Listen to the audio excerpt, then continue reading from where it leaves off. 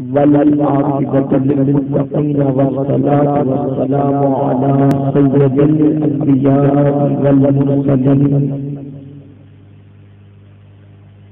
وعلى آله وأصحابه الطيبين الطاهرين أما بعد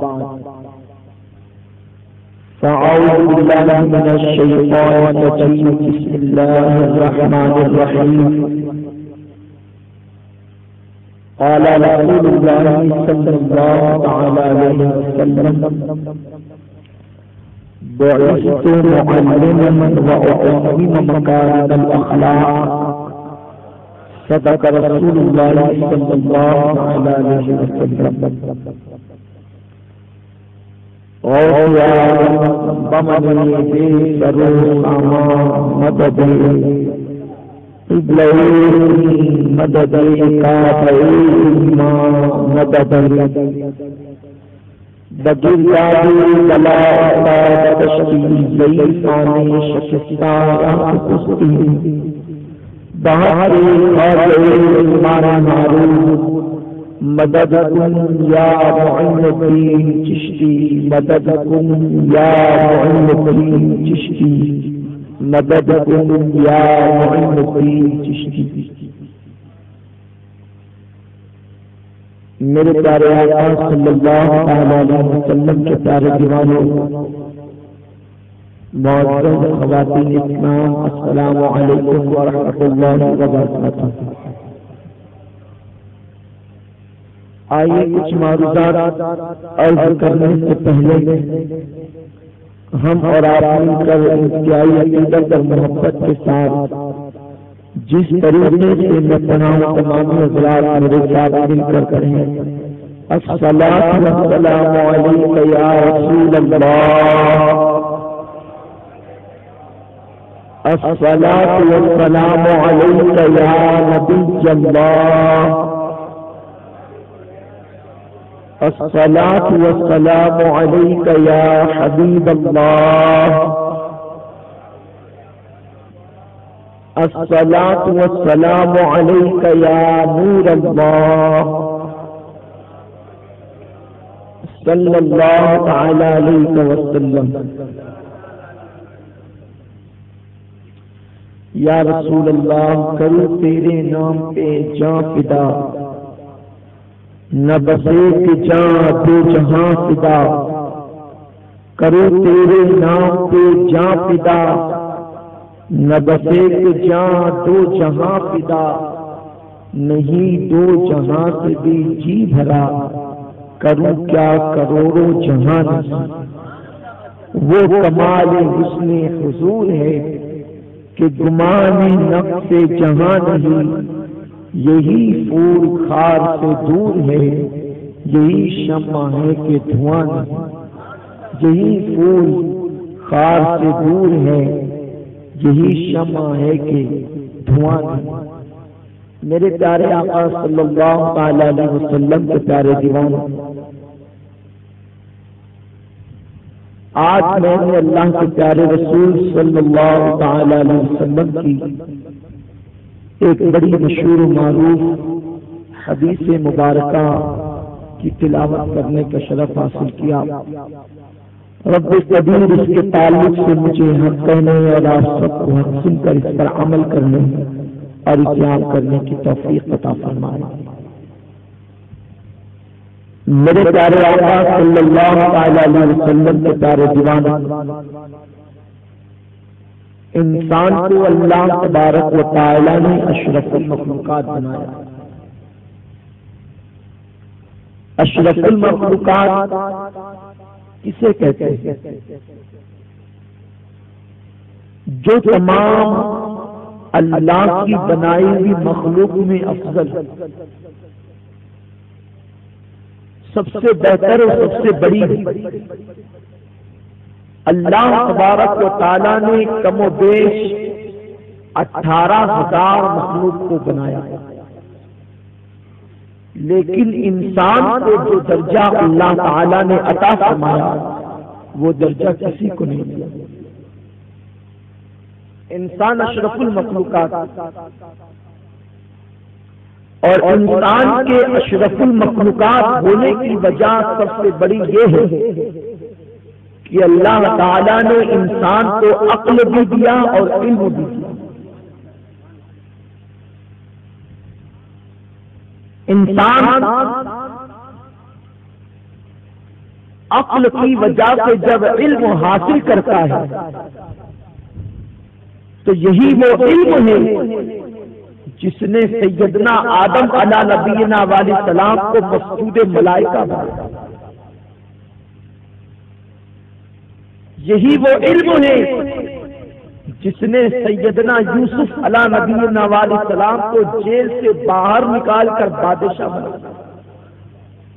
یہی وہ علم ہے جس نے سیدنا سلیمان علیہ السلام کو پوری کائنات کا بادشاہ بنایا۔ اللہ تبارک و تعالیٰ نے سیدنا سلیمان سے کہا ہے سلیمان دو میں سے کوئی ایک چیز کو پسند کرو، یا تو علم لو یا تو بادشاہت۔ حضرت سلیمان نے کہا مجھے علم چاہیے۔ علم حاصل کیا، علم کی برکت سے اللہ نے بادشاہت دیا تھا۔ علم دین وہ چیز ہے کہ جس نے آدم کو مسجود ملائکہ بنایا، یوسف کو شاہ مصر بنایا، مصر کا بادشاہ بنایا، ورنہ بازار میں بکنے والا بادشاہ نہیں بنتا۔ سرکار یوسف بازار میں بکے بھی، جیل بھی بھیجے گئے، لیکن خواب کی تعبیر کا جو علم اللہ نے انہیں عطا فرمایا تھا اس کی برکت سے مصر کے شہنشاہ بن گئے، مصر کے بادشاہ بن گئے۔ میرے پیارے آقا صلی اللہ تعالی علیہ وسلم کے پیارے دیوانوں، اللہ کے رسول صلی اللہ تعالی علیہ وسلم پر قرآن کی سب سے پہلی جو آیت نازل ہوتی ہے وہ نماز کے بارے میں نہیں ہے، وہ روزے کے بارے میں نہیں ہے، وہ حج کے بارے میں نہیں ہے، وہ زکات کے بارے میں نہیں ہے، وہ صدقے کے بارے میں نہیں ہے، بلکہ قرآن کی جو سب سے پہلی آیت اللہ اپنے رسول پہ نازل کرواتا ہے اس کا تعلق علم سے۔ اس لیے کہ مشیت جانتی ہے اس وقت تک کہ نماز نہیں پڑھی جا سکتی جب تک کہ نماز پڑھنے کا علم نہ ہو، اس وقت تک کہ روزہ نہیں رکھا جا سکتا جب تک کہ روزہ رکھنے کا علم نہ ہو۔ اس لیے قرآن نے سب سے پہلی آیت نازل فرمائی اقرأ باسم ربک الذی خلق، پڑھیے اپنے رب کے نام سے جس نے انسان کی جان محمد صلی اللہ علیہ وسلم کو پیدا کیا۔ میرے پیارے آقا صلی اللہ علیہ وسلم کے پیارے دیوانوں، اسی لیے اللہ کے رسول صلی اللہ علیہ وسلم ارشاد فرماتے ہیں بعثت معلما واتمم مکارم الاخلاق، اے لوگوں میری پیدائش کا مقصد کیا ہے، میری بعثت کا مقصد کیا ہے، میرے دنیا میں آنے کا مقصد کیا ہے۔ اللہ کے رسول صلی اللہ علیہ وسلم فرماتے ہیں کہ مجھے جہالت کو دور کرنے کے لیے اور لوگوں کو علم سکھانے کے لیے بھیجا گیا تاکہ میں لوگوں کو علم سکھاؤں، جہالت کا اندھیرا دور کر دوں اور لوگوں کو اخلاق کی تعلیم دوں تاکہ لوگ بااخلاق ہو جائیں، اچھے اخلاق کے ساتھ زندگی گزاریں۔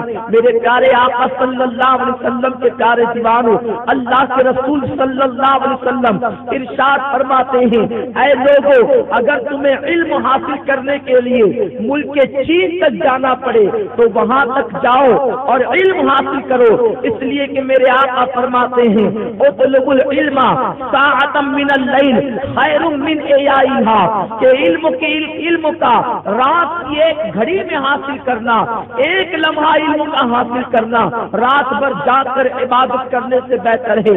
اللہ کے رسول صلی اللہ علیہ وسلم ارشاد فرماتے ہیں خیرکم، میرے آقا نے فرمایا تم میں سب سے بہتر وہ ہے۔ صحابہ عرض کرتے ہیں یا رسول اللہ صلی اللہ علیہ وسلم ہم میں سب سے بہتر کون ہے؟ میرے آقا فرماتے ہیں خیرکم، تم میں سب سے بہتر وہ ہے۔ اس کے بعد صحابہ نے پوچھا یا رسول اللہ ہم میں سب سے بہتر کون ہے؟ میرے آقا پھر فرماتے ہیں خیرکم، تم میں سب سے بہتر وہ ہے۔ صحابہ پھر عرض کرتے ہیں یا رسول اللہ ہم میں سب سے بہتر کون ہے؟ میرے آقا نے فرمایا من تعلم القرآن وعلمہ، جو قرآن کا علم خود سیکھے اور دوسروں کو سکھائے وہ تم میں سب سے بہتر ہے۔ میرے پیارے آقا صلی اللہ علیہ وسلم کے پیارے دیوانوں، جسے آپ بہتر کہیں وہ بہتر نہیں ہو سکتا، اس کے بہتر ہونے میں شک ہو سکتا ہے، ہے. جسے میں بہتر کہوں اس کے بہتر ہونے میں شک ہو سکتا ہے، لیکن جسے مصطفیٰ جان احمد بہتر فرما دے اس کے بہتر ہونے میں کیا شک کر سکتے ہو؟ اللہ اکبر. میرے آقا فرماتے ہیں جو قرآن کا علم سیکھے اور دوسروں کو قرآن کا علم سکھائے وہ تم میں سب سے بہتر ہے. میرے پیارے آقا صلی اللہ علیہ وسلم کے پیارے دیوانوں، علم دین کا حاصل کرنے کے لیے میرے آقا نے بہت ساری فضیلتیں بیان فرمائی. آپ ذرا دیکھو تو صحیح، اللہ کے رسول تاجدار کائنات صلی اللہ علیہ وسلم ارشاد فرماتے ہیں کہ کسی قبرستان پر عذاب ہوتے رہتا ہے، قبر والوں پر عذاب ہوتے رہتا ہے، لیکن علم دین کا حاصل کرنے والا طالب علم اس قبرستان کے قریب سے اگر گزر جاتا ہے تو اللہ تعالیٰ 40 دن تک کے عذاب قبرستان سے اٹھا لے. یہ علم دین حاصل کرنے والے کی برکت، طالب علم کی برکت. لیکن افسوس جس علم کے حاصل کرنے پر اللہ کے پیارے حبیب صلی اللہ علیہ وسلم نے اتنی فضیلتیں بیان فرمائی ہے، آج قوم مسلم اس علم سے دور ہے. آپ دیکھیں اور جائزہ لیں، کیا ہمیں وضو کرنے کا وہ طریقہ آتا ہے جو ہمارے نبی کا طریقہ ہے؟ کیا ہمیں نماز پڑھنے کا وہ طریقہ یاد ہے جو ہمارے رسول کا طریقہ ہے؟ کیا ہمیں غسل کرنے کا وہ طریقہ یاد ہے جو ہمارے نبی نے غسل کرنے کا طریقہ بتایا؟ اور یقیناً اس محفل میں اگر پوچھا جائے تو بہت سارے احباب ایسے ہوں گے کہ جن کو معلوم ہی نہیں ہوگا اللہ کے رسول نے کس طریقے سے غسل فرمایا، کس طریقے سے وضو فرمایا، کس طریقے سے نماز ادا فرمائی. بس چند لوگوں کو جیسے کرتے دیکھا یا کرتے سنا ویسے ہم نے کرنا شروع کر دیا. کتنے افسوس کی بات ہے. اللہ کے رسول صلی اللہ علیہ وسلم ارشاد فرماتے ہیں العلم نور، علم نور ہے، حیات الاسلام و عماد الدین، اور علم اسلام کی زندگی ہے، علم دین کا ستون ہے. جب تک کہ علم مسلمانوں میں باقی رہے گا اسلام کی زندگی باقی رہے گی. جب تک کہ علم مسلمانوں میں باقی رہے گا علم کی وجہ سے دین کا ستون قائم ہوگا. آپ کے پاس علم ہوگا آپ بدعقیدگی سے اپنے ایمان کو بچا سکیں گے. آپ کے پاس علم ہوگا آپ اپنے ایمان کا تحفظ کر سکیں گے. آپ کے پاس علم ہوگا آپ اپنے اندر عمل کا جذبہ پیدا کر سکیں گے. علم اللہ کا نور ہے، علم اللہ کی امانت ہے، علم اللہ کی طرف سے پہنچا ہے، علم اللہ کی عطا ہے. میرے آقا فرماتے ہیں جس کے پاس جتنا علم ہوگا وہ اللہ سے اتنا ہی ڈرنے والا ہوگا، اس سے اللہ کی اتنی ہی قربت نصیب ہوگی. میرے پیارے آقا صلی اللہ علیہ وسلم کے پیارے دیوانوں، آج پوری دنیا کے اندر ایک بے چینی کا ماحول قائم ہے، ایک ہما ہمی کا ماحول قائم ہے. نہ ماں بیٹے کے حقوق ادا کر پا رہی ہے، نہ بیٹا ماں کے حقوق ادا کر پا رہا ہے، نہ شوہر بیوی کے حقوق ادا کر پا رہا ہے، نہ بیوی شوہر کے حقوق ادا کر پا رہی ہے. اسی طریقے سے آپ دیکھیں ایک باپ بچے کی پرورش کیسے کرے یہ لوگوں کو معلوم نہیں ہے. ایک شوہر اپنی بیوی کا حق کیسے ادا کرے یہ شوہر کو معلوم نہیں ہے. ایک بیوی شوہر کے ساتھ کیسے زندگی گزارے یہ بیوی کو پتا نہیں ہے. اس کی وجہ کیا ہے؟ اس کی وجہ یہی ہے کہ لوگوں کے پاس علم کا نور نہیں ہے، علم دین لوگوں کے پاس موجود نہیں ہے. قسم خدا کی اگر علم دین لوگوں کے پاس موجود ہوتا تو آج بیوی کے آنسو نہ بہتے، ایک ماں بڑھاپے میں سکتی نظر نہ آتی، ایک باپ بے قراری کے عالم میں زندگی نہ گزارتا. اس لیے کہ اگر بیٹے کے پاس علم دین ہوتا تو بیٹا یقیناً جانتا تمہارے باپ کی دعا تمہارے حق میں ایسی ہے جیسے نبی کی دعا امتی کے لیے ہوا کرتی ہے. تو باپ بیٹے کو بیٹا باپ کو بچے مار کے گھر سے باہر نہ نکالتا بلکہ باپ کے قدم کو چوم کر کے اپنے لیے جنت تیار کرتا نظر آتا. اگر آج ایک بیٹے کے پاس علم ہوتا تو بیٹا حدیث میں پڑھتا الجنت تحت اقدام الامہات، جنت تمہاری ماں کے قدموں کے نیچے ہے. تو ماں کو ستاتا نظر نہ آتا بلکہ جب گھر سے باہر نکلتا تو ماں کے قدم کو چوم کر گھر سے باہر نکلتا. اسے پتا ہوتا کہ ماں کے قدم کو چومنا یہ نبی کا اعلان ہے، یہ نبی کا فرمان ہے.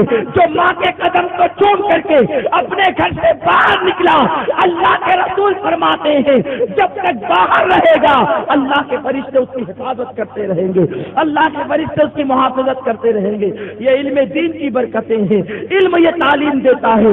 اگر علم کی برکتیں لوگوں کے پاس ہوتی تو آج پڑوسی کا خون نہ بہایا جاتا، آج پڑوسی کے ساتھ جھگڑا نہ کیا جاتا، پڑوسی کے ساتھ لڑائی نہ کی جاتی، اس لیے کہ علم لوگوں کے پاس ہوتا تو علم میں لوگ پڑھتے کہ اے لوگوں، اپنے پڑوسی کے ساتھ حسن سلوک کرنے والا اللہ تبارک و تعالیٰ کے حبیب نے اسے جنت کی بشارت دی ہے، جس نے اپنے پڑوسی کو ستایا اسے جہنم کا ایندھن بتایا ہے۔ آپ کو نہیں معلوم جب علم لوگوں کے پاس آتا ہے تو سماج میں امن قائم ہوتا ہے، معاشرے کے اندر شانتی قائم ہوتی ہے، معاشرے کے اندر سکون قائم ہوتا ہے۔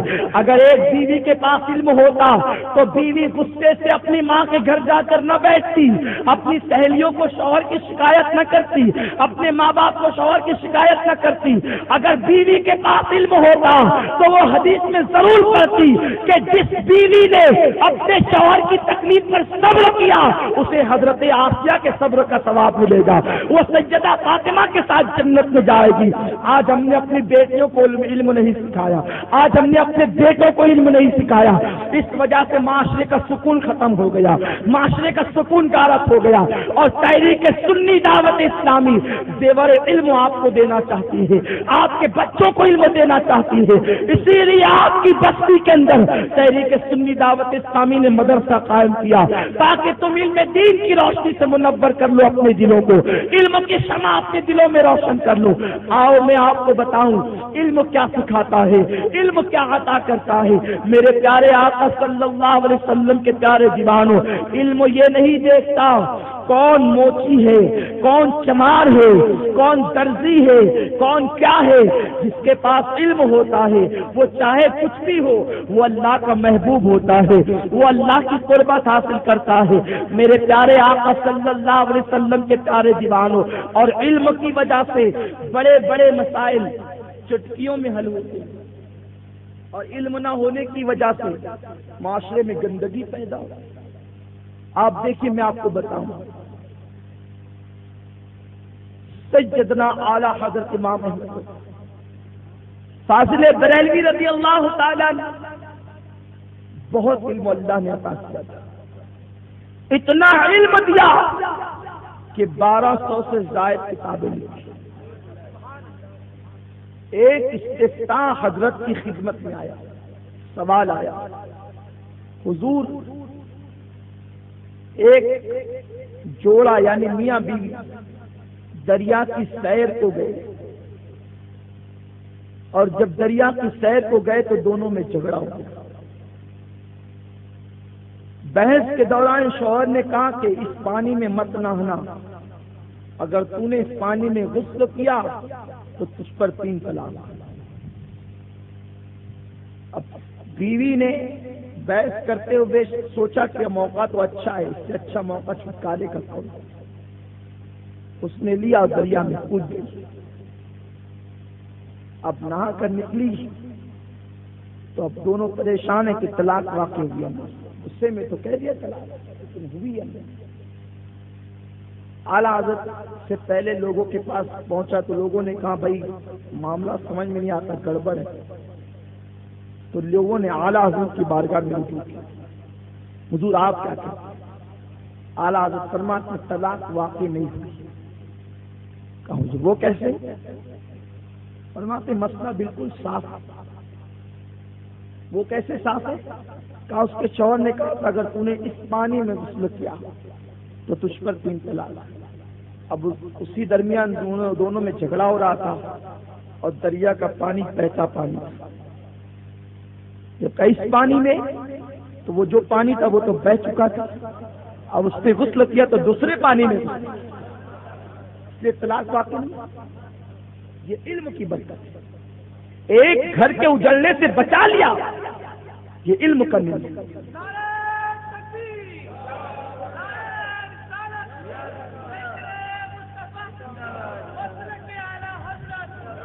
جب انسان کے پاس علم ہوگا گھر بگڑنے کی بجائے سنورتے نظر آئیں گے، معاشرے کا سکون غارت ہونے کی بجائے معاشرے میں سکون کا ہے۔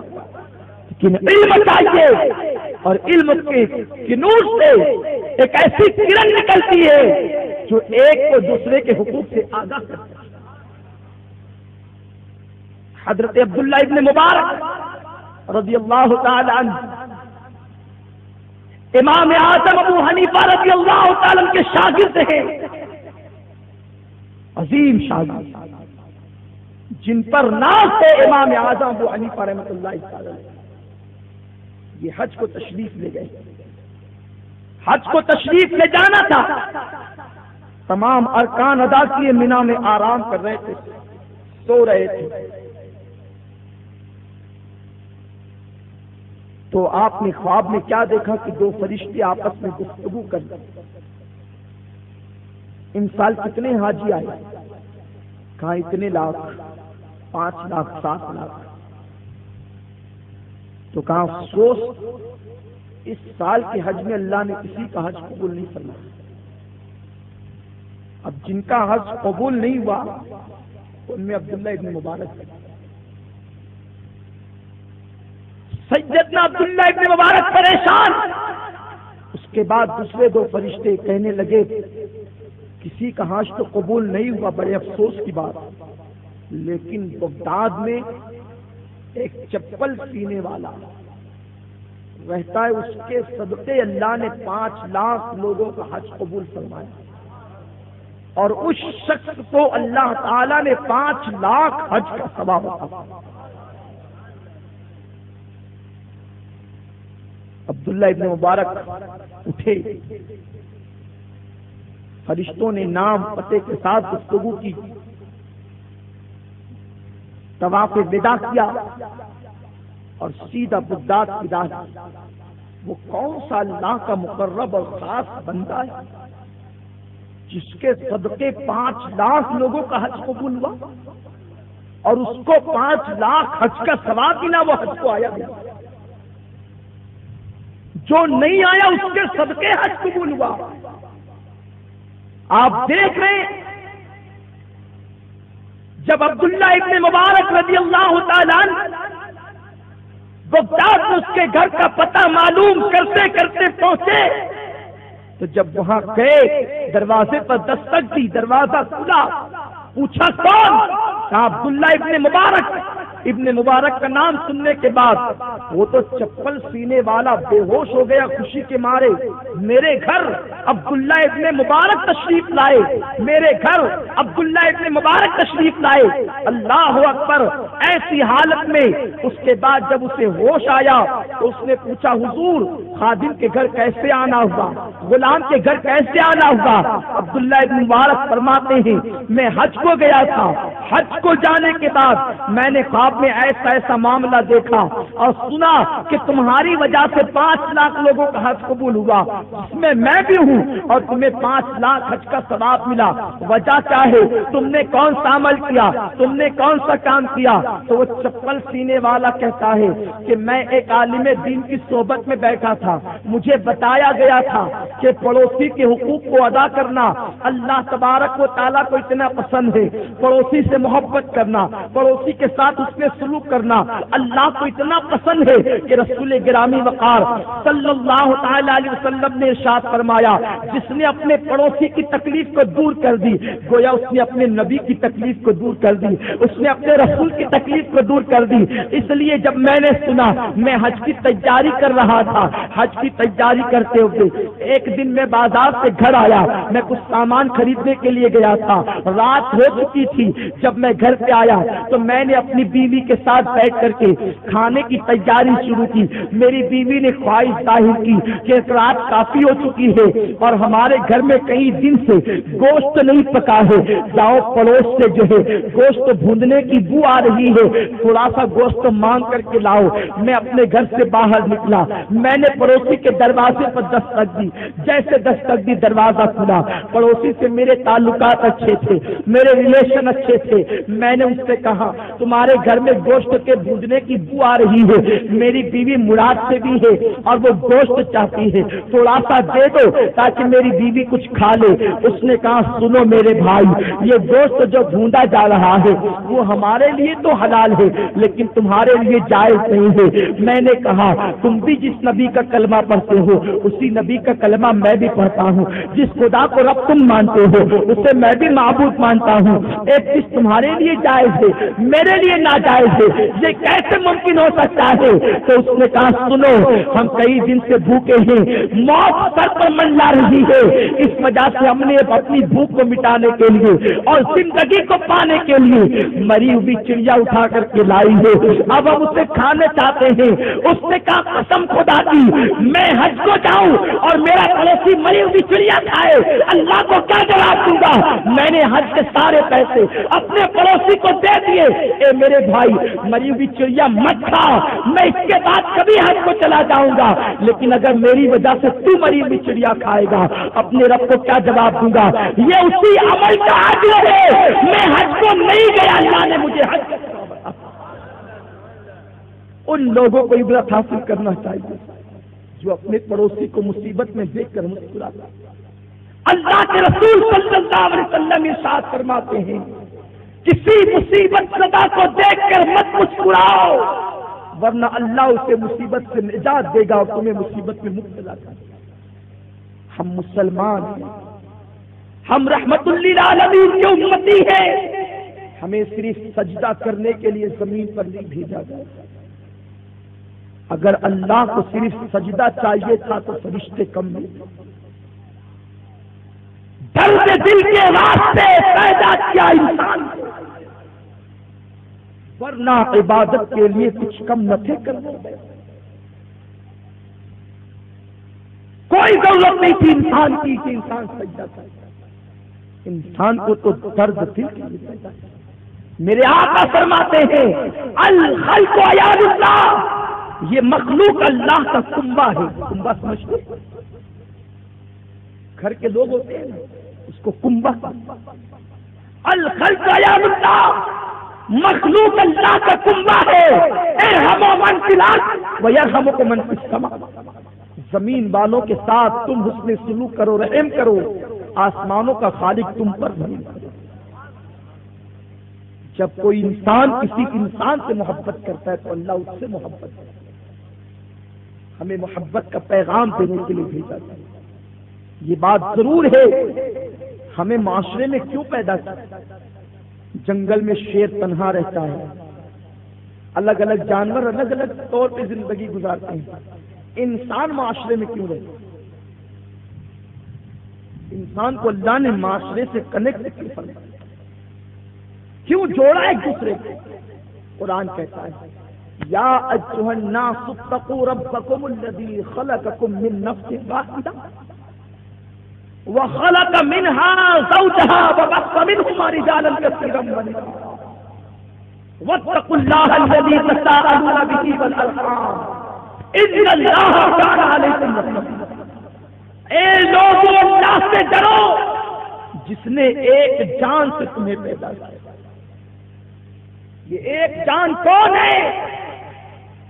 تم کسی برادری سے تعلق رکھتے ہو, کسی جماعت سے تعلق رکھتے ہو, کسی قبیلے سے تعلق رکھتے ہو, کسی شہر سے تعلق رکھتے ہو, یہ سب غلط ہے. اس لیے کہ تم ایک ماں حوا اور ایک باپ آدم کی اولاد ہو. تمہارا آپس میں ایسا قریبی رشتہ ہے کہ آدم تمہارا باپ ہے, حوا تمہاری ماں. تمہیں جوڑ دیا گیا اور ایسا جوڑا گیا کہ میرے آقا صلی اللہ علیہ وسلم ارشاد فرماتے ہیں انسان ایک جسم اور ایک جان کے موافق ہے. گفتگو نکل آئیے تو اب اسی پر کچھ باتیں آپ سماعت کریں. انسان ایک جسم اور ایک جان کے موافق ہے. آپ دیکھیں ہاتھ الگ چیز ہے, پیر الگ چیز ہے. ہاتھ اور پیر میں کوئی رشتہ نہیں. ہاتھ اتنی دور ہے, پیر اتنی دور ہے, آنکھ اتنی دور ہے, زبان اتنی دور ہے، دماغ اتنی دور ہے، تلوا اتنی دور ہے، سب کے کام الگ الگ، سب کا نام الگ الگ، لیکن اندر ایک روح ہے، اندر ایک روح ہے جس نے ہاتھ کا رشتہ پیر سے جوڑا ہے، دل کا رشتہ پیر سے جوڑا ہے، سر کا رشتہ ہاتھ سے جوڑا ہے، پورے جسم کو ایک دوسرے سے کنیکٹ کر دیا، جوڑ دیا ہے ایک دوسرے سے۔ اب دیکھو کانٹا تلوے میں چھپتا ہے، کانٹا تلوے میں چھپتا ہے، لیکن جب تلوے میں کانٹا چھپتا ہے تو بتاؤ ہاتھ بے قرار ہوتا ہے کہ نہیں؟ دماغ سنسناتا یا نہیں سنسناتا؟ آنکھ روتی ہے یا نہیں روتی؟ تلوے میں کانٹا چھپا، آنکھ رو رہی ہے، آنکھ تلاش کر رہی ہے کہاں چھپا، ہاتھ آگے بڑھ رہا ہے کیسے نکالوں، دماغ سوچ رہا ہے کس چیز کا استعمال کروں، گویا کے تلوے کو تکلیف ہے، ہاتھ بے قرار ہے، دل بے قرار ہے، آنکھیں بے قرار ہے، جسم بے قرار ہے، سر بے قرار ہے، دماغ بے قرار ہے، اس لیے کہ اس پورے جسم کے اندر ایک روح نے سب کا رشتہ جوڑ دیا ہے۔ اب ہاتھ کی تکلیف دل کی تکلیف ہوگی، پیر کی تکلیف دل کی تکلیف ہوگی، پیر میں تکلیف ہوگی، رونے کا کام آنکھ کرے گی، دور کرنے کا کام دماغ کرے گا۔ اے مسلمانوں، اسی طرح تم الگ باپ کی اولاد ہو، الگ ماں کی اولاد ہو، الگ قبیلے سے تعلق رکھتے ہو، الگ برادری سے تعلق رکھتے ہو، الگ شہر سے تعلق رکھتے ہو، الگ زبان سے تعلق رکھتے ہو، اور پوری انسانیت کی جان حضرت محمد صلی اللہ علیہ وسلم ہے جو ہمارے درمیان روح کا کام رکھتے ہیں۔ اس نبی نے ہمارے درمیان جلوہ افروز ہو کر کے ہمیں کنیکٹ کر دیا، کسی باپ کی اولاد سے لیکن مسلمان ہو گئے، کسی ماں کی اولاد سے مسلمان ہو گئے۔ اب جس طریقے سے پیر میں کانٹا چھپتا ہے تو پورا وجود بے قرار ہو جاتا ہے، اسی طرح اب دنیا کے کسی مسلمان کو تکلیف پہنچے گی، اس کی تکلیف ہماری تکلیف ہوگی، اس کا درد ہمارا درد ہوگا، اس کا دکھ ہمارا دکھ ہوگا۔ اس لیے ہم کسی مسلمان کی تکلیف دیکھ کر کے بے قرار ہو جائیں گے، مسکرائیں گے نہیں، اس لیے کہ ہمارے اندر روح موجود ہے، اور وہ روح کیا ہے؟ جناب محمد رسول اللہ۔ اب یہی انسان مر گیا، اس سے روح نکل گئی، اب پیر میں کانٹے کی بجائے نشتر چلے گا، آنکھ روئے گی، ہاتھ پریشان ہوگا، دماغ سنسنائے گا، تو سمجھ لو جو کسی مسلمان کی پریشانی کو دیکھ کر کے دکھ کو دور کرنے کی کوشش کرے، اس کے اندر روح مصطفیٰ موجود ہے، اور جو دیکھ کر کے خوش ہو اسے دور کرنے کی کوشش نہ کرو۔ سمجھ لو بات۔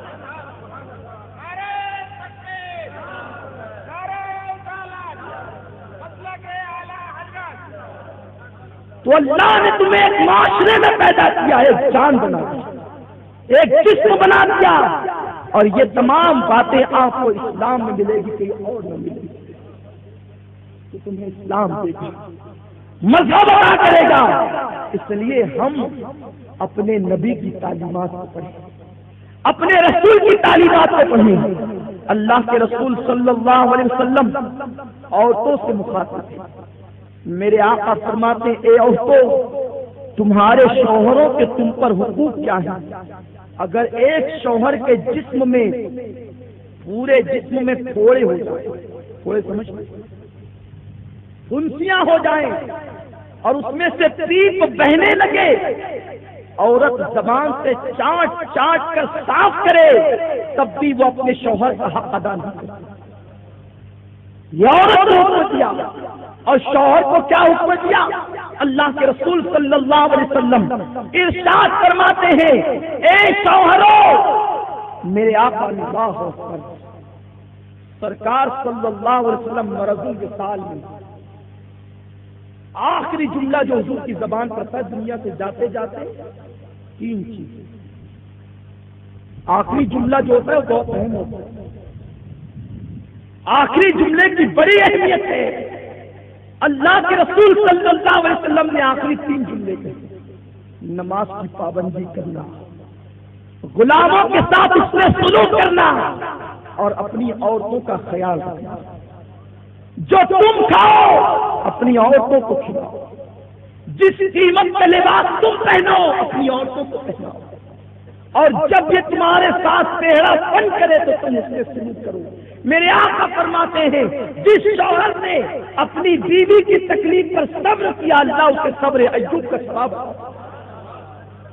صبر ایوب کیا ہے؟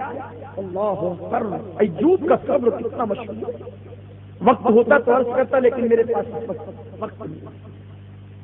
اے سرکار صلی اللہ علیہ وسلم کے دیوانوں، یہ میرے ایوب کا صبر۔ پیچھے سے آوازیں آ رہی کہ کچھ عرض کر دیں، لیکن پھر جو موضوع ہم لے کر چلے تو اس سے ہٹ جائے کہ تھوڑا سن لیجیے۔ ایوب، وہ ایوب جس کو اللہ نے حسن دیا، جمال دیا، بادشاہت دی، دولت دی، اولاد دی، مال دیے، مویشی دی۔ ایوب بہت خوش تھے۔ جب ساری چیزیں ہو تو انسان خوشی تو رہتا ہے، اللہ کے ذکر میں رات بھی مشغول رہتے۔ شیطان سے دیکھا نہ گیا، اس لیے کہ شیطان انسان کا کھلا ہوا دشمن۔ اس نے کہا اے اللہ، ایوب تیری عبادت کیوں کرتے ہیں؟ اللہ نے فرمایا کیوں کرتے ہیں؟ اس لیے کہ وہ میرا بندہ ہے، مجھ سے وہ محبت کرتا ہے۔ کہا نہیں اللہ، اس کو تو نے خوب مال و دولت دیا، اس وجہ سے وہ تیری عبادت کرتا ہے، وہ تجھ سے محبت نہیں کرتا، مال کی وجہ سے محبت کرتا۔ اللہ نے فرمایا ایسا نہیں ہے، میں اپنے بندوں کو جانتا ہوں، کون کیسا ہے میں سب جانتا ہوں۔ کہا نہیں، وہ صرف دولت کی وجہ سے تیری محبت کرتا ہے، ورنہ کچھ نہیں اس میں۔ اللہ نے فرمایا جا آزما کر دیکھ،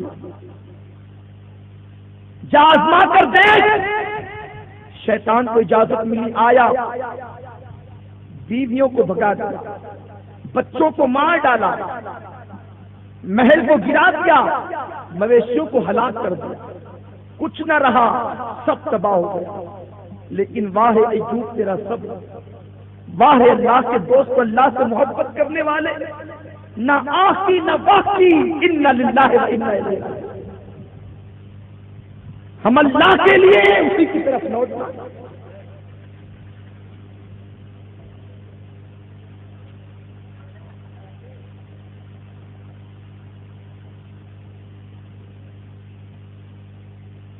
سیدنا ایوب نے کہا ہم اللہ کے لیے اسی کی طرف لوٹنا ہے۔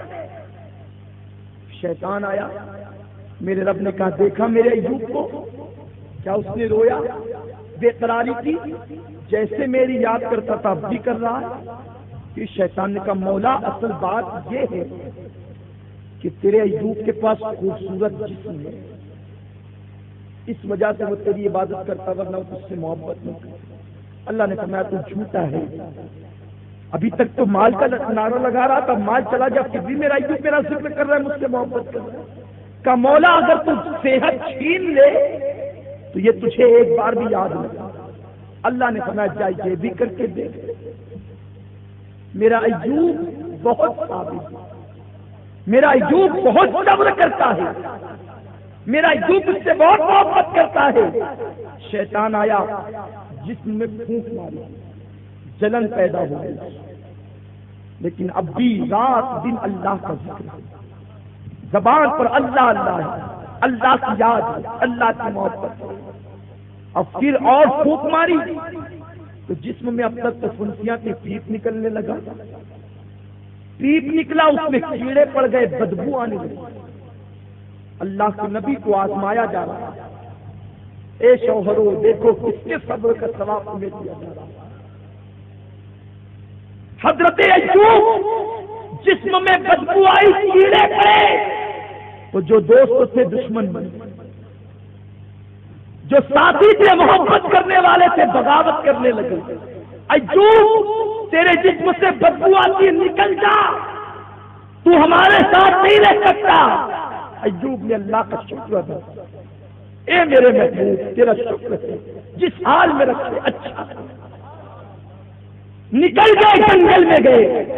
اب بھی اللہ کیڑے کھاتے کھاتے گوشت جب زمین پر گر جاتے ایوب اٹھا کر کے پھر جسموں میں رکھ لیتے، ابھی نہ جاؤ، ابھی تو تمہاری غذا باقی، ابھی تو تمہاری غذا باقی، اب نہ جاؤ، لیکن ایک رات ایوب اللہ کے ذکر میں مشغول تھے، اللہ کی یاد میں مصروف تھے، دو کیڑے، ایک نے آ کے زبان پہ ڈنک مارا، ایک نے آ کے دل پہ ڈنک مارا۔ اب تک ایوب خاموش تھے، ذکر کر رہے تھے، لیکن جب زبان اور دل پر ڈنک پڑی تو چیخ نکلی، شیطان خوش ہو گیا، دیکھا ایوب شکایت کر رہا ہے مولا۔ اللہ نے فرمایا ایوب شکایت کر بیٹھے، تھک گئے، بس کر دیا جائے؟ ایوب بولنے کے مولا شکایت کہاں کرتا، اے بندو بندگی سیکھنا ہے اللہ کے نیک بندوں سے، اللہ سے محبت سیکھنا ہے، ان سے سیکھو کیسی اللہ سے محبت کی۔ ایوب بس کر دے امتحان کا، مولا شکایت کہاں کرتا، کا سیکھ تو رہا ہے، مولا سیکھتا نہیں۔ ان کیڑوں سے کہہ دے جسم کا ایک ایک حصہ کھا جائے، سب کچھ کھا لے، لیکن زبان پر دل پر حملہ نہ کرے، ان دونوں کو محفوظ رکھنے دے، باقی کیا سب کھا لے، میں شکایت نہیں کروں گا۔ ارے تیری عطا ہے، اگر تیری رضا سے چلی جائے تو کچھ سکھوائے۔ حق تو یہ ہے کہ حق ادا نہ دیا تو تو نے ہے، اگر تو ہی چاہتا ہے کہ کیڑے کھا جائے تو ہم تیار ہیں۔ کیا اللہ کی رضا میں راضی رہتا؟ آج تو ذرا سا نقصان ہو جائے تو ایسا ماتم قضا بنا لیتے ہیں کہ اللہ کا ہمارا ہی گھر ملاتا۔ یہ کہنا کفر ہے، دیکھو بندگی سیکھنا ہے اللہ کے دوستوں سے سیکھو، عشق خدا سیکھنا ہے اللہ کے دوستوں سے سیکھو، محبت کا درس لینا ہے اللہ کے دوستوں سے سیکھو۔ اللہ نے فرمایا زبان اور دل کیوں محفوظ کرنا چاہتا ہے؟ پورا جسم کھا لے پرواہ نہیں، زبان اور دل محفوظ کیوں؟ کہتا ہے مولا، کہتے مولا زبان اور دل اس لیے محفوظ رکھنا چاہتا ہوں کہ زبان محفوظ رہے گی تو تیرا ذکر کروں گا، دل محفوظ رہے گا تو تیری یاد باقی رہے گی۔ میری خواہش نہیں ہے، زبان تیرے ذکر کے لیے، دل تیری یاد کے لیے۔ اللہ نے فرمایا ایوب تو کامیاب ہو، تیرا صبر مشہور ہوا۔ ایوب کو کہا پیر مار زمین پر، پانی کا چشمہ نکلا، غسل کیا، صحت ملی، پھر بیویاں دی، اس سے زیادہ اولاد دی، محلات دیے، مویشی دیے، سب دیا۔ اب ایوب دوستوں کے ساتھ بیٹھے، دوستوں نے پوچھا ایوب سچ بتانا، اللہ نے تمہیں 3 دور دیے۔ کتنے دور دیے؟ 3 دور۔ دیکھو اللہ جب کسی سے امتحان لیتا ہے نا تو اس کو بہت پیار بھی دیتا ہے، بہت پیار دیتا ہے۔ وہ ایسا ہے کہ 70 ماؤں سے زیادہ وہ پیار کرتا ہے۔ اللہ کے بارے میں یہ تصور نہ کرو کہ وہ صرف عذاب دینے والا ہے، نہیں۔ ایک ماں آنچل میں جو پیار نہیں دے سکتی اس سے زیادہ پیار میرا رب دیتا ہے۔ کاش یہ بندے اللہ کی محبت کی قدر کرتے، کاش یہ بندے اللہ کے گھر میں جاتے، کاش یہ اللہ کی محبت کا حق سمجھتے، لیکن ان بندوں نے اللہ کی محبت کو پیروں تلے پامال کیا، اور آج ذلت اور رسوائی کے گھاٹ اتر گئی ہے قوم۔ ورنہ یہ مسلمان اللہ کو اولاد تو ہے نہیں، وہ تو وہ محبت کس سے کرے گا؟ وہ تم ہی سے محبت کرتا ہے، اور تم سے اس لیے محبت کرتا ہے کہ تم اس کے محبوب کے لیے۔ تو ایوب سے پوچھا ایوب، اللہ نے تجھے 3 دور دیے، ایک دور بادشاہت کا، ایک دور بیماری کا، اور ایک دور پھر بادشاہت۔ تینوں میں سب سے اچھا دور کون؟ تینوں میں سب سے اچھا دور کون سا؟ دوستوں نے پوچھا۔ ایوب رونے لگے، حق تو یہی ہے،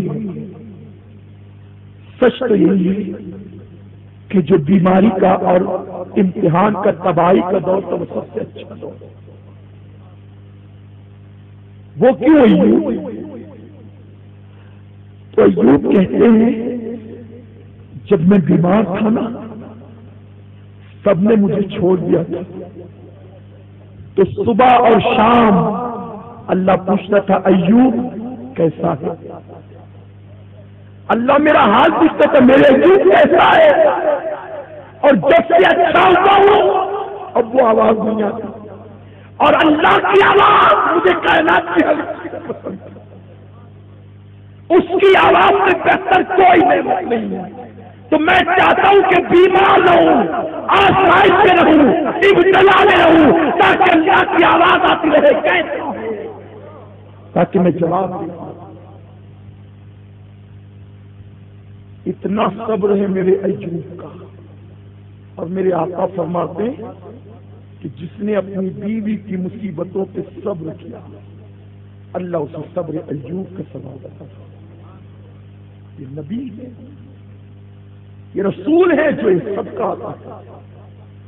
اے کاش ہم اپنے نبی کی تعلیمات کی طرف آتے۔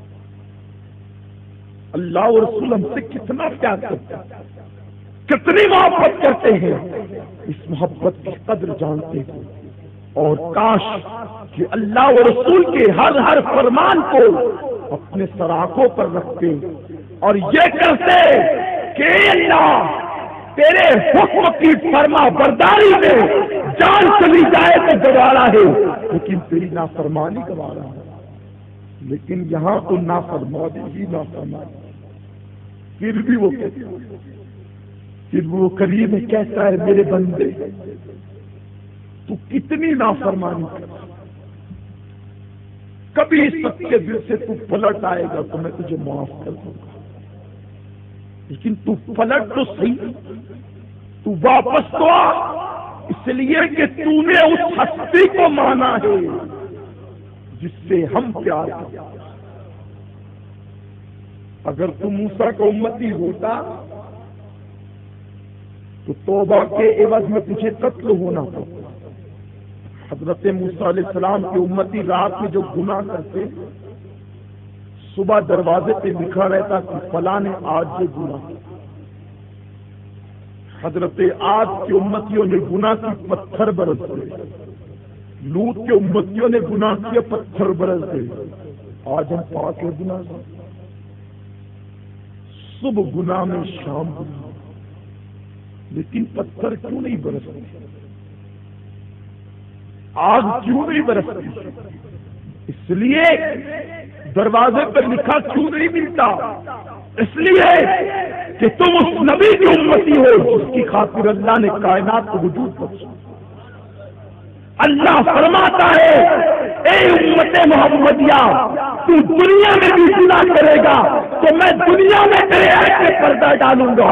اور خالد کہتے ہیں میں نے نبی سے عشق کیا تو میرے جسم کو میں نے ایسے پیش کر دیا کہ جسم پر ایک انگلی کے پورے کے برابر بھی نشان ایسا باقی نہیں ہے جس پہ تلوار کی ضرب نہ لگی۔ بلال کہتے میں نے نبی سے عشق کیا تو انگاروں پر میں لے گا لیکن پھر بھی میں نے نبی کا دامن نہیں چھوڑا۔ عشق کرنا ہے تو اویس سے عشق سیکھو۔ دانت اللہ کے رسول کی بارگاہ میں پیش، پتا چلا محبوب کے دو دندان شہید ہوئے۔ اویس نے کہا اے میرے حبیب تیرے دانت شہید ہو میرے موجود رہے، نہیں ہو سکتا۔ پتھر لے کے توڑ دیے دانتوں کو، وہ محبت۔ اور پھر اتنا کچھ کرنے کے بعد بھی دست بستہ کھڑے ہیں، اے میرے سرکار قبول کر لے تو معراج، نہ قبول کرے تو انصاف۔ اتنا کرنے کے بعد بھی احسان نہیں ہے کہ ہم نے احسان کیا، اتنا کرنے کے بعد بھی حسرت سے کھڑے تک رہے ہیں، اے آقا قبول کر لے تو معراج۔ لیکن آج تو 2 رکعت نماز کیا پڑھ لی، کائنات نے اپنے آپ کو سب سے بہتر سمجھا۔ اب تو کوئی سامنے ہے ہی نہیں سب سے بہتر ہے۔ اے مسلمانوں اسلام کیا مطالبہ کر رہا ہے، ہمیں اس پر غور کرنا ہوگا، سمجھنا ہوگا، سوچنا ہوگا، اور اسلام کے مطالبات کو پورا کرنا ہوگا۔ اللہ تعالیٰ سب سے پہلے مجھ گنہگار کو آپ سب کو عمل کی توفیق عطا فرمائے۔ دوران بیان جو کچھ کرتے اللہ تعالیٰ معاف فرمائے۔